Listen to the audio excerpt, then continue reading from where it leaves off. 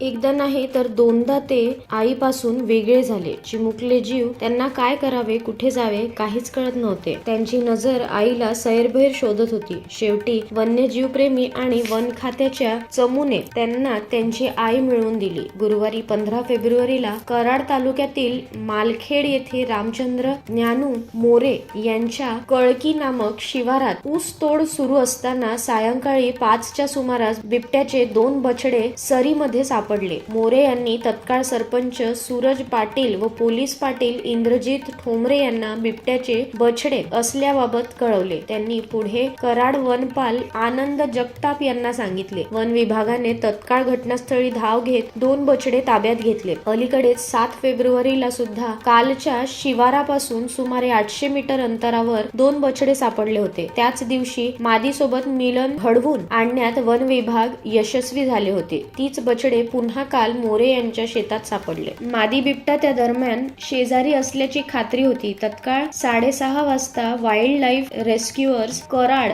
यांच्या पथकाला पाचारण करण्यात आले. विशिष्ट प्रकारे बछडे सापडलेल्या ठिकाणी विशेष कॅमेरे लावून बछडे क्रेट मध्ये ठेवण्यात आले. मादी रात्री 8 ते 11 दरम्यान 2 वेळा बछड्याजवळ घुटमळून गेली. शेवटी रात्री 11:47 ला पुन्हा आली व दोन्ही बछड्यांना सुखरूप घेऊन गेली.